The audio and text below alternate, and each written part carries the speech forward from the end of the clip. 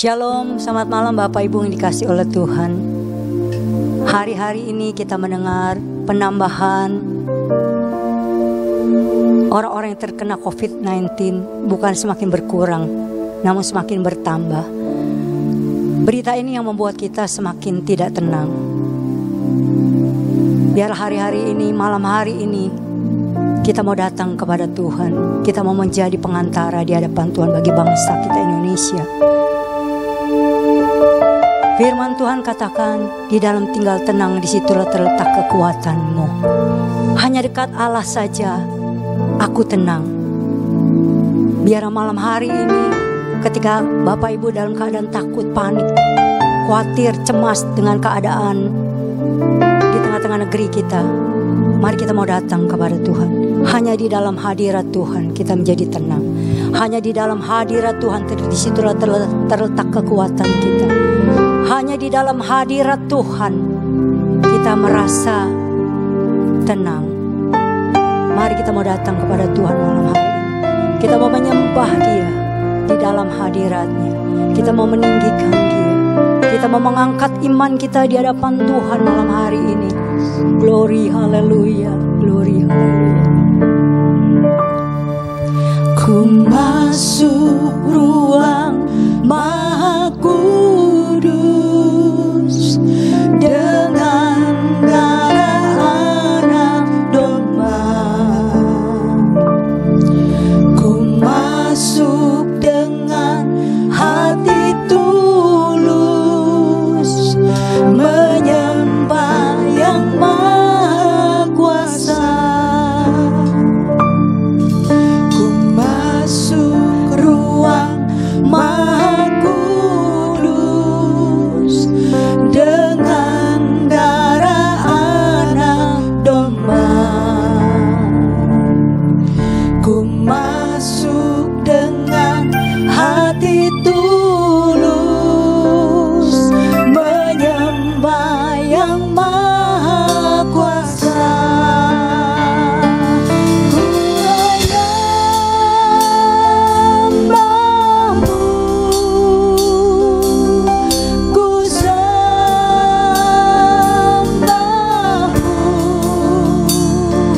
ku menyembahmu,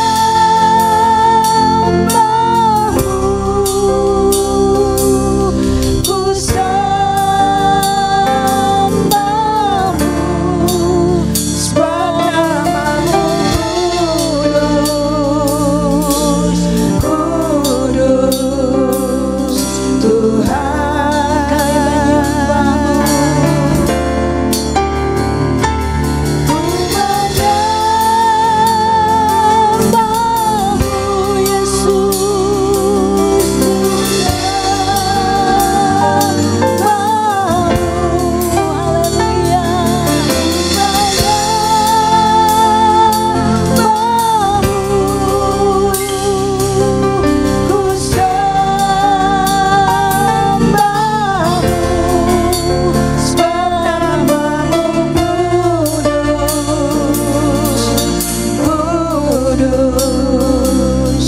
Tuhan. Kami datang kepadamu Tuhan, menghadap hadirat-Mu. Ku masuk ruang Maha Kudus dengan darah anak domba. Ku masuk dengan hati tulus menyembah yang Maha Kuasa. Kami menyembahmu,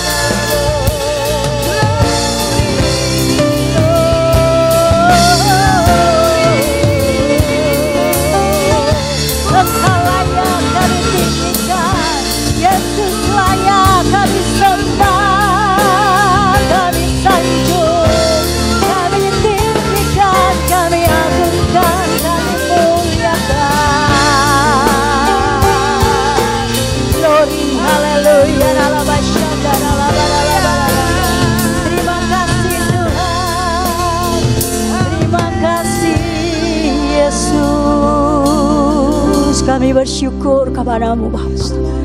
Hanya di dalam Engkau kami menjadi tenang.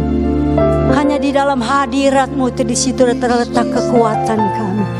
Pengharapan kami hanya Engkau Allah kami satu-satunya yang menjadi penolong kami, yang menjadi kekuatan kami, yang menjadi sukacita kami. Terima kasih Tuhan Yesus buat segala hal yang Tuhan kerjakan dalam kehidupan kami, buat segala musim kehidupan yang kami boleh lalui hari-hari ini. Kami bersyukur kami punya Allah seperti Engkau. Engkau Allah yang besar, Engkau Allah yang dahsyat Tuhan. Engkau Immanuel, Engkau Gembala yang baik yang tidak pernah meninggalkan kami Bapa. Firman-Mu katakan sekalipun kami berjalan dalam lembah bayang-bayang maut, Engkau beserta kami. Terima kasih Tuhan buat penyertaan-Mu yang sempurna hari-hari ini. Terima kasih ya Bapa. Terima kasih ya Roh Kudus, Engkau yang menjadi penghibur kami, menjadi kekuatan kami. Terima kasih buat janji firman-Mu yang menjadi kekuatan bagi kami.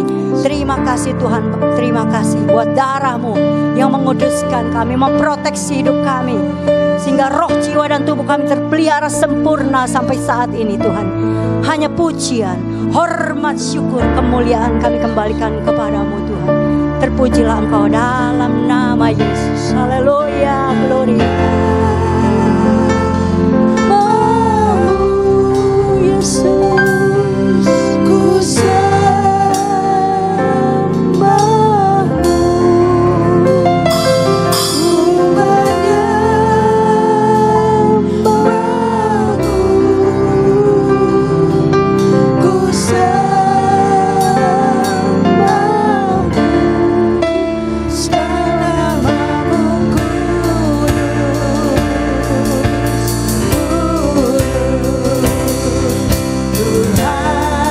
menyembahmu, ku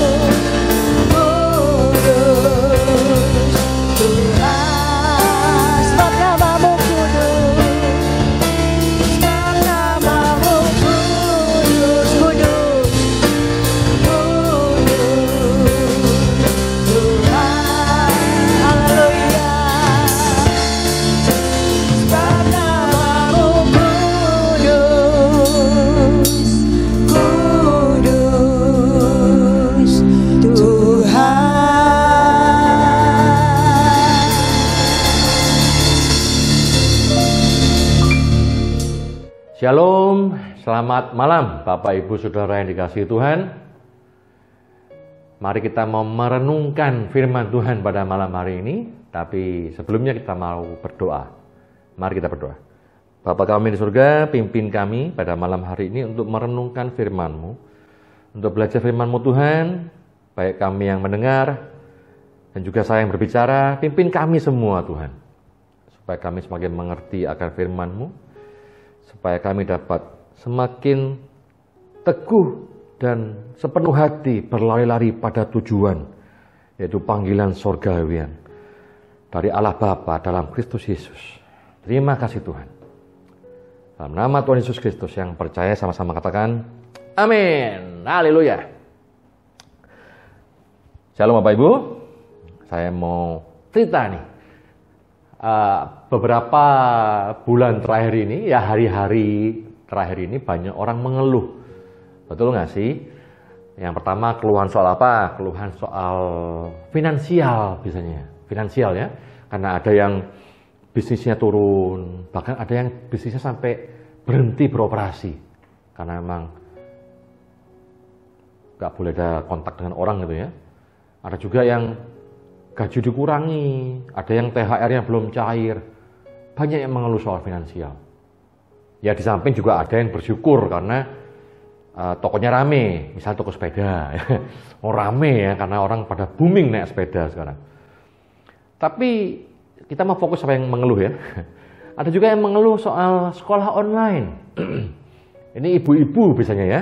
Ibu-ibu biasanya mereka bilang kalau dulu kan kita pagi sibuknya pagi. Pagi sibuk mandi, anak mandi, bawa bekal, berangkat sekolah. Sampai sekolah kita tinggal. Udah. Yang sibuk gurunya di sekolah, sibuk ngajarin kan. Sibuk mendidik gitu ya. Siang-siang pulang baru maminya jemput lagi. Ayo pulang nak, ayo pulang. Bahkan pulang pun kadang habis pulang, ayo ngeles. Antar ke tempat les, maminya lakuin yang lain. Yang sibuk guru lesnya ngajarin, ya. Yang marah, yang emosi gurunya gini loh gitu ya. Kalau sekarang nggak bisa, anaknya 24 jam di rumah. Jadi yang ngajarin maminya, ini loh nulis gini aja nggak bisa. Waduh, emosi maminya. Karena apa? Sekolah di rumah, ngeles pun nggak bisa keluar kan? Nggak boleh ketemu banyak orang. Jadi banyak ibu-ibu yang mengeluh juga. Oh, teman saya juga ada ngeluh tuh. Wah, Pak Den, sekarang lebih sibuk daripada sebelum pandemi. Kenapa? Memang sih saya kerja di rumah. Tapi gara-gara kerja di rumah, gara-gara ada Zoom, meeting itu Pak, katanya. Meeting itu kadang jam 7 baru mulai meeting, selesainya malam. Kadang sehari bisa 3 kali kita meeting pakai Zoom. Mentang-mentang pakai Zoom itu ya, jadi bos enak aja. Tiba-tiba di grup ngomong, ayo meeting sekarang. Ya, satu jam lagi kita meeting. Meeting lah kita.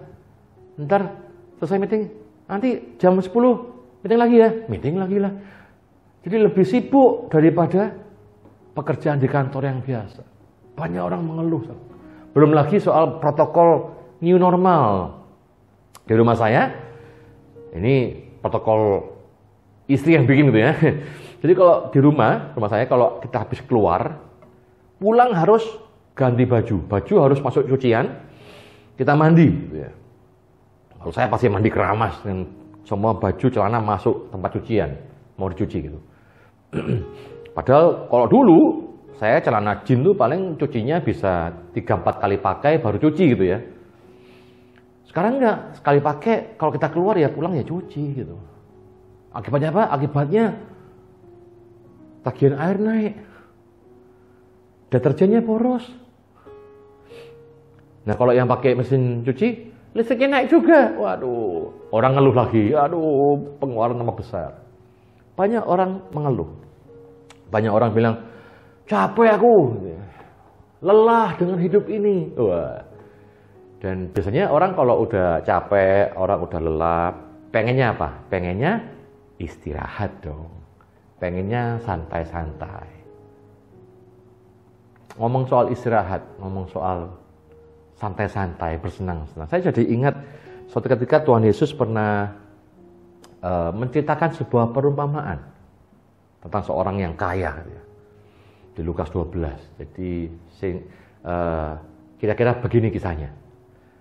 Ada seorang yang kaya, lalu dia membuat lumbung-lumbung yang banyak dan yang besar. Untuk apa? Untuk dia menaruh semua hasil ladangnya, gandum-gandumnya di lumbung-lumbung itu. Juga termasuk barang-barangnya kali ya. Harta kekayaannya disimpan dalam lumbung-lumbung yang banyak dan besar-besar itu. Supaya apa? Supaya ini. Lukas 12 ayat 19. Dia bilang begini. Orang itu bilang begini, sesudah itu aku, si orang kaya itu ya, aku akan berkata kepada jiwaku. Dia bilang sama jiwanya sendiri, jiwaku, ada padamu banyak barang, tertimbun untuk bertahun-tahun lamanya. Beristirahatlah, makanlah, minumlah, dan bersenang-senanglah. Jadi rupanya tujuan orang kaya ini bekerja, dia memanage ladangnya dengan bagus, dia membuat manajemen penyimpanan yang baik, lumbung-lumbung yang besar dan banyak itu. Untuk apa? Tujuan cuma satu, supaya dia bisa beristirahat, bisa makan dan minum dan bersenang-senang. Coba renungkan sebentar.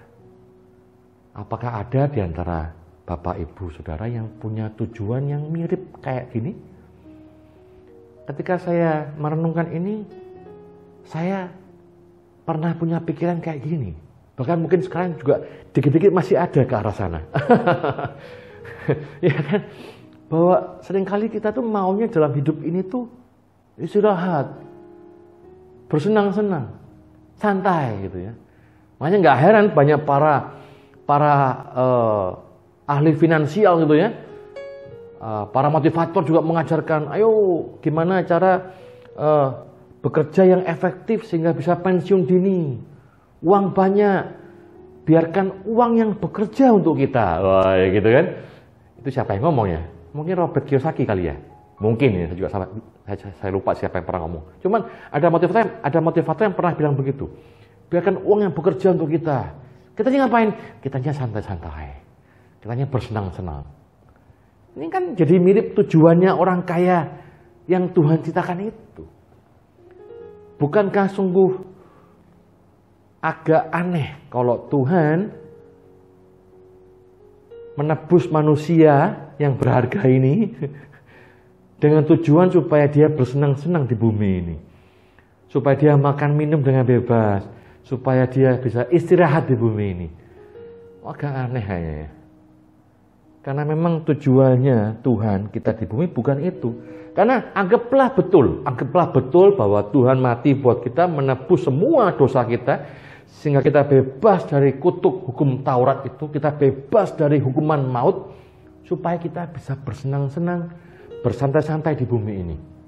Bisa istirahat di bumi ini. Anggaplah itu betul. Kalau memang itu betul, Tuhan lakukan semua hal itu supaya kita bisa bersenang-senang di bumi ini. Lah, kenapa kok dikasih batasan umur? Kenapa kok manusia di bumi ini nanti bisa mati? Berarti kan ada limitasi usianya, ada batasan usianya. Iya kan? Loh, kalau memang tujuan manusia di bumi Tuhan ciptakan supaya bersenang-senang, ya harusnya yang kekal dong. Tapi kenyataannya bahwa di bumi ini manusia punya batasan usia. Setelah kematian di bumi ini, ada kekekalan nantinya. Jadi rupanya tujuan kita hidup bukan seperti orang kaya tadi, yaitu bersenang-senang, beristirahat terus-terusan. Loh, istirahat itu perlu Bapak Ibu, perlu. Tapi bukan itu tujuan utamanya. Bahwa tujuan utama kita dalam hidup bukan untuk istirahat dan bersenang-senang. Jadi bukan berarti saya bilang nggak boleh bersenang-senang, boleh. Tapi bukan itu tujuan utamanya. Karena Tuhan menebus kita itu supaya kita bisa diperbaiki oleh Tuhan selama masa hidup di bumi ini. Karena itu ketika kita mulai percaya sama Tuhan Yesus, ya kita percaya sama Tuhan Yesus, kita punya iman bahwa Dialah Tuhan dan Juru Selamat kita nggak langsung dibawa ke surga, enggak. Kita disuruh di bumi dulu nih, sekian puluh tahun. Buat apa?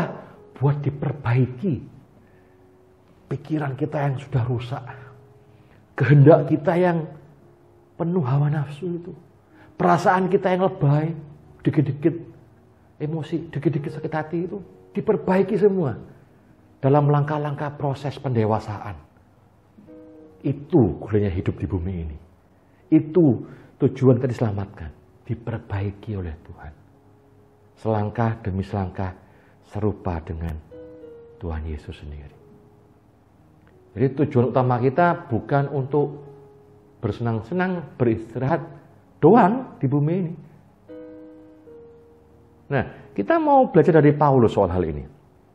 Kita buka Filipi 3. Filipi 3.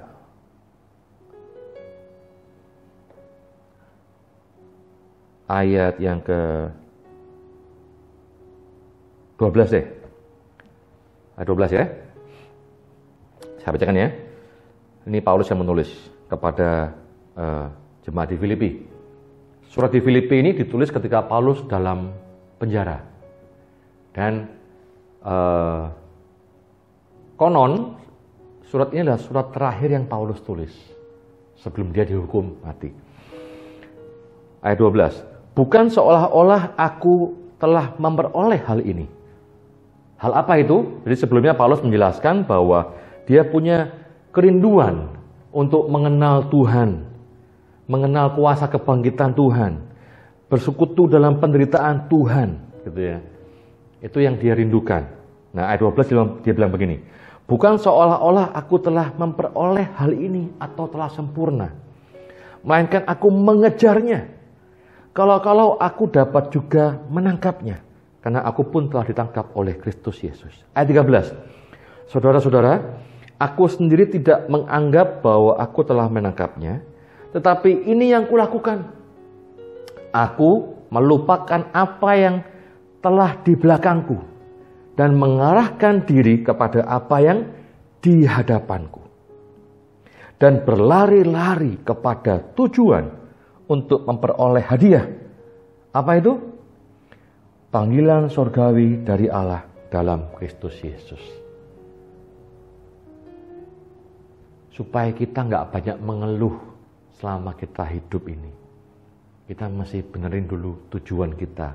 Kita masih tahu dulu apa tujuan kita di bumi ini. Atau tujuan kita hidup, tujuan kita ditebus oleh Tuhan itu apa? Paling ada dua hal dari ayat yang kita baca barusan dari Filipi ini, yang kita belajar. Yang pertama adalah ayat 14 itu, berlari-lari kepada tujuan. Jadi hidup kita ini harus berlari-lari pada tujuan. Berlari-lari pada tujuan. Nah, kita mesti tahu dulu apa tujuannya. Kalau enggak, kita enggak jelas mau lari kemana. Iya kan? Di perumahan saya, di komplek rumah saya, banyak orang suka jogging kalau pagi-pagi. Ya, saya nggak tahu tujuan mereka jogging apa. Tapi saya melihat beberapa dari mereka, ketika mereka, jadi kadang-kadang saya jogging di ada apa itu ya, kayak tempat olahraga di bawah pemerintah, RPTRA itu ya, ruang terbuka hijau gitu. Itu ada trek buat lari, buat sepeda, nah banyak orang di situ. Nah, sebelahnya tuh ada tukang bakmi yang lumayan enak bakminya. Beberapa orang yang olahraga habis lari-lari berapa putaran, saya nggak tahu, saya nggak perhatiin berapa putaran. Habis lari, sarapan bakmi gitu ya.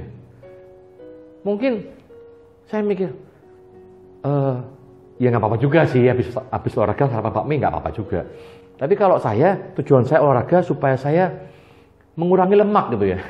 Jadi kalau saya habis olahraga malah makan bakmi, sepertinya sia-sia saya olahraga gitu. Jadi tujuannya mesti jelas dulu. Tujuannya lari mau apa? Mau menyehatkan badan, menguruskan badan, membuang lemak? Ya habis olahraga jangan makan bakmi. Ya kalau olahraganya cuma buat agar cari keringat, ya saya percaya kalau cuma cari keringat nggak usah olahraga. Kenapa? Makan bakmi pakai kuah yang panas, pasti keringetan. Itu juga cari keringat. Nah, untuk berlari kita mesti tahu tujuannya apa. Kalau Paulus bilang di sini ayat 14, berlari-lari kepada tujuan untuk memperoleh hadiah. Apa hadiahnya? Panggilan surgawi dari Allah dalam Kristus Yesus.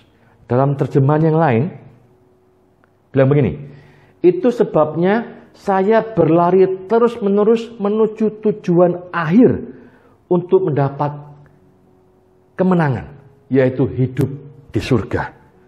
Untuk itulah Allah memanggil kita melalui Kristus Yesus. Jadi tujuan akhirnya, tujuan hidup kita adalah untuk hidup di surga nantinya. Itu tujuannya. Tujuan Tuhan menebus kita supaya kita nanti bisa hidup di surga bersama-sama dengan Dia. Harusnya itu tujuan. Dan kita masih berlari-lari menuju tujuan itu. Nah, kalau kita banyak mengeluh, kita akan terhambat berlari menuju tujuan karena kita banyak mengeluh akan hidup ini. Atau kita nggak tahu apa sebenarnya tujuan hidup kita, sehingga kita jadi banyak mengeluh karena kesukaran dan penderitaan dalam hidup ini. Untuk itu, supaya kita bisa berlari fokus pada tujuan, kita mesti belajar poin yang kedua, yaitu di ayat sebelumnya, ayat 13. Paulus bilang apa? Paulus bilang, aku melupakan apa yang telah di belakangku dan mengarahkan diri kepada apa yang di hadapanku. Dia melupakan apa yang di belakang, fokus apa yang di depan. Dia fokus pada panggilan surgawi. Serupa Kristus. Hidup di surga nantinya. Itu fokus dia. Dan dia melupakan apa yang di belakang. Karena seringkali apa yang kita alami, pengalaman-pengalaman kita, itu justru menghambat kecepatan lari kita menuju tujuan itu. Apa saja yang menghambat kecepatan lari kita? Apa yang mesti kita lupakan? Paling nggak ada dua hal. Yang pertama, lupakan kebaikan yang sudah kita buat. Loh, maksudnya gimana? Jadi begini, kalau kita sering mengingat-ingat kebaikan yang sudah kita buat kepada orang lain atau kepada sebuah instansi atau kepada siapa saja, maka pada akhirnya ketika ada sesuatu terjadi yang tidak enak, kita bisa bilang begini, kurang apa aku ini? Aku sudah lakukan banyak hal buat kamu. Aku sudah banyak berbuat kebaikan buat kamu. Tapi kamu kok begini balasannya kepadaku. Ketika kita banyak mengingat kebaikan yang sudah kita buat, Bapak Ibu, biasanya, saya nggak bilang pasti ya, biasanya kita akan menuntut imbalan dari setiap perbuatan baik yang kita lakukan. Betul? Kurang apa aku buat gereja? Oh, udah melayani, udah habis-habisan. Tapi ya, gitu kan, kecewa sama gerejanya. Kenapa? Dia mengharapkan sebuah imbalan. Atau pada apapun juga, kalau kita selalu mengingat kebaikan yang kita lakukan, umumnya kita akan mengharapkan imbalan dari semua yang sudah kita lakukan. Hati-hati, itu menghambat kita untuk berbuat kebaikan di masa depan. Kalau kita di masa depan nggak bisa berbuat baik, loh, ya gimana mau berlari pada tujuan? Tujuan serupa Kristus, tujuan panggilan surgawi, tujuan diperbaiki, nggak bisa nyampe tujuannya. Karena kita udah percuma berbuat baik. Nggak ada untungnya. Loh, di bumi ini dibuat serupa Kristus. Itu nggak ada hubungan sama soal imbalan dan keuntungan. Untungnya nanti. Di kehidupan kekal nanti. Makanya Wahyu bilang ketika orang, di kitab Wahyu dikatakan bahwa ketika orang meninggal, dia bisa beristirahat dari segala jerih lelah di dalam hidupnya. Itu kalau sekarang, ya harus dari lelah. Sekarang ya memang kadang nggak mudah. Tadi kita bahas soal hidup di bumi ini kan ada limitasinya. Mazmur 90 ayat 10. Musa bilang begini. Ini Musa yang nulis Mazmur 90 ya. Masa hidup kami 70 tahun. Dan jika kami kuat 80 tahun. Dan kebanggaannya adalah kesukaran dan penderitaan. Sebab berlalunya buru-buru dan kami melayang lenyap. Kebanggaannya apa? Kesukaran dan penderitaan. Kebanggaannya bukan aku kaya raya, loh. Kebanggaannya bahwa sudah melalui berbagai penderitaan, sudah melalui berbagai kesukaran, tapi membuktikan penyertaan Tuhan yang luar biasa. Kebanggaan dalam hidup kita. Jadi kalau hari ini hidupmu tuh ribet, ruwet, riweh, jangan mengeluh. Itu tanda bahwa Tuhan sedang memperbaiki hidupmu. Tuhan sedang membuat engkau lebih naik tingkat gitu ya. Kalau lulus, ya harus lulus gitu ya. Makanya jangan banyak mengeluh. Ya mengeluh boleh. Pasti saya pun sering mengeluh. Tapi begitu mengeluh, terus ingat iya ya. Tuhan sedang punya rencana yang indah buat saya. Tuhan punya banyak perkara yang sedang dikerjakan untuk merubah cara pikir saya, merubah perasaan saya, merubah kehendak saya. Amin. Amin. Yang kedua apa?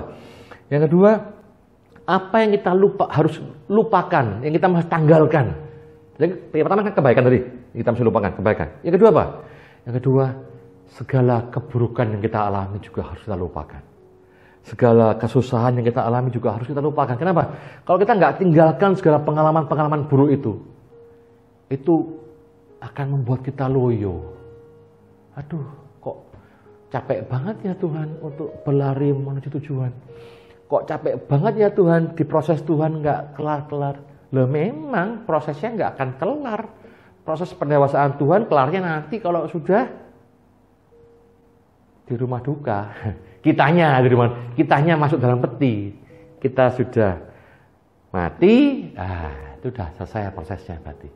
Makanya kalau ada orang bilang, papa mertua saya baru meninggal, tanggal 24 kemarin, banyak orang gini, papanya umur berapa? Umur 81. Oh ya, sudah cukuplah umur segitu. Gitu kan ya. Rata-rata orang kalau tanya umur yang meninggal, umur berapa? 80, 89 gitu ya. Oh, sudah cukuplah umurnya. Gitu kan? Coba kayak orang yang meninggal masih muda. Umur berapa? Umur 25. Sayang sekali, umur 25 sudah meninggal. Padahal sebetulnya Bapak Ibu Saudara, mau umur 81, mau umur 25, seharusnya yang membuat kita bilang, ya sudah cukuplah. Bukan usianya loh. Tapi seberapa jauh dia menuju panggilan surgawi itu. Seberapa jauh dia berlari-lari mendekati panggilan surgawi itu.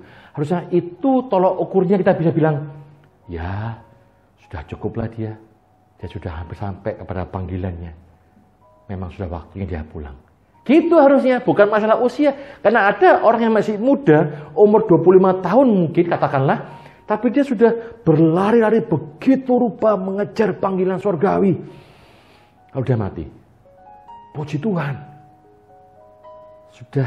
sudah mencapai tujuan hidupnya menurut Tuhan. Tapi ada orang yang umur sudah tua, udah 90 tahun tapi masih kacau hidupnya. Masih pikirannya rusak gitu ya. Masih hatinya penuh dengki, iri. Pikirannya penuh pornografi, pikirannya masih penuh kejahatan. Tipu-tipu sini. Ya, usia bukan patokannya. Makanya kita yang mendengar ini, berapapun usia kita, ingatlah bahwa tujuan kita adalah berlari-lari menuju panggilan surgawi. Di bumi ini pasti nggak enak lah. Bahkan kalau saudara punya hidup menyenangkan, hati-hati loh. Jangan-jangan Tuhan nggak proses saudara. Karena kita di bumi ini untuk diperbaiki. Kita diampuni Tuhan, diperbaiki. Kita diselamatkan Tuhan untuk diubahkan serupa dengan Kristus. Amin. Jadi janganlah kita bersungut-sungut, jangan kita mengeluh panjang lebar. Memang ganjaran yang Tuhan berikan itu nggak enak dan pasti membuat kita capek, lelah. Saya pun begitu. Tapi mari temukanlah kekuatan di dalam Tuhan. Karena ketika dia menghajar, dia juga yang membalut kita. Ketika dia menyesah kita, dia juga yang menghiburkan kita. Karena kita ini anak-anaknya yang dikasih, yang berharga di hadapan Tuhan. Amin. Tetap teguh berlari pada tujuan. Mengeluh boleh. Istirahat boleh dong. Orang lari terus nggak istirahat ya pingsan kita. Ya istirahat sesekali, berjalan bentar. Habis itu lari lagi. Berjalan bentar capek Tuhan, terus lari lagi. Fokus pada tujuan panggilan surgawi itu. Kiranya renungan singkat ini mengubahkan cara pikir kita semua. Dan mampu kita semakin hari semakin kuat dalam Kristus Yesus. Mari Bapak Ibu yang dikasihi oleh Tuhan. Setiap kita mau menjadi pengantara di hadapan Tuhan. Bagi bangsa ini. Bagi sesama kita, buat gereja Tuhan. Buat banyak orang. Doa orang benar bila dengan yakin didoakan sangat besar kuasanya. Mari kita bersatu di dalam doa. Bapa kami yang bertahta di dalam kerajaan surga, yang kami sembah di dalam nama Yesus. Kami bersyukur kepadamu malam hari ini Tuhan. Kami bersatu hati membawa jemaat Tuhan, jemaat yang kau kasihi, seluruh jemaat GB Hosana Tuhan. Kami bersyukur Tuhan, pemeliharaanmu sempurna buat kekasih-kekasih kami. Tuhan yang terus menyertai kehidupan jemaat GB Hosana. Tuhan melindungi mereka semua. Engkau memberikan tubuh yang sehat, stamina yang kuat, sehingga jemaat-Mu tetap bertahan di tengah-tengah pandemik ini Tuhan.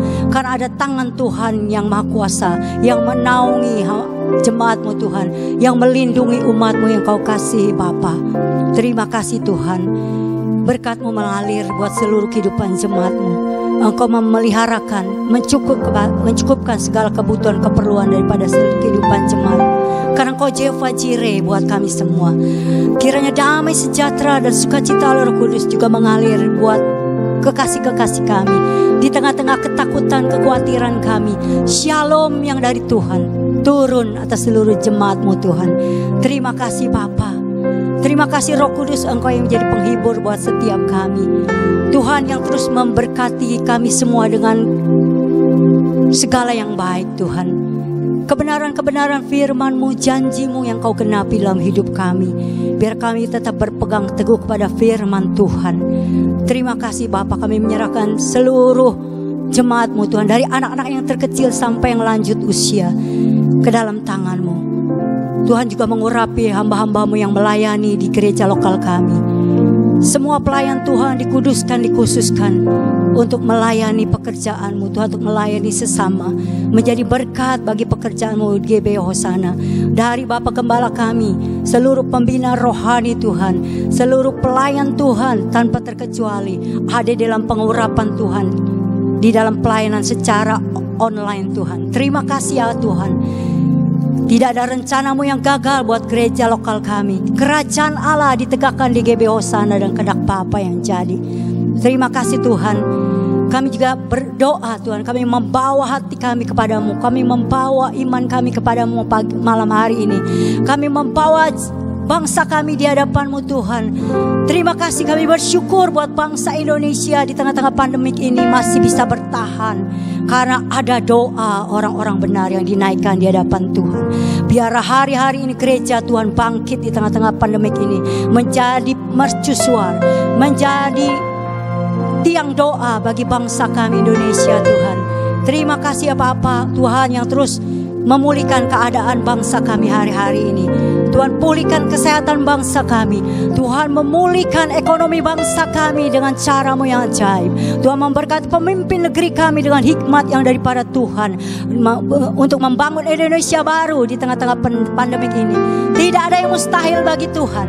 Karena segala kemustahilan Kau dapat ubah jadi keajaiban buat bangsa kami. Diberkati bangsa Indonesia dengan anugerah keselamatan, dengan kasih Tuhan. Terima kasih biar hari-hari ini kami boleh melihat pertobatan masa terjadi di tengah-tengah negeri kami Tuhan. Di dalam nama Tuhan Yesus.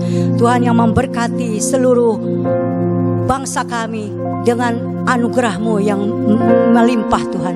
Terima kasih Tuhan memberkati bangsa kami dengan kasih Tuhan. Seperti air menutup lautan melanda bangsa kami. Kasih Tuhan melanda bangsa kami. Anugerah Tuhan memenuhi bangsa kami hari-hari ini. Di dalam nama Tuhan Yesus. Terima kasih Bapa. Kami percaya Tuhan, pandemik ini akan segera berlalu oleh karena pertolongan-Mu Tuhan. Pengharapan kami hanya Engkau Yesus, Allah satu-satunya, Allah yang berkuasa atas langit bumi dengan segala isinya. Termasuk Engkau yang berkuasa atas pandemik di tengah-tengah bangsa ini, bahkan di seluruh bangsa-bangsa. Terima kasih Tuhan. Kami menyerahkan bangsa Indonesia ke hadapan-Mu Bapa.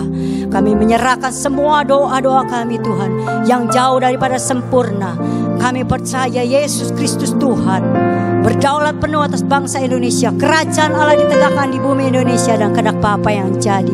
Kami alaskan seluruh doa kami dengan ucapan syukur di dalam satu nama. Nama yang berkuasa, nama di atas segala nama. Di dalam nama Tuhan Yesus Kristus kami berdoa dan mengucap syukur. Haleluya. Bapak, terima kasih buat firman-Mu pada malam hari ini. Pimpin kami semua Tuhan, agar kami lebih mengerti lagi akan firman-Mu. Roh Kudus, ajar kami lebih dalam lagi akan apa yang sudah kami dengar pada malam hari ini.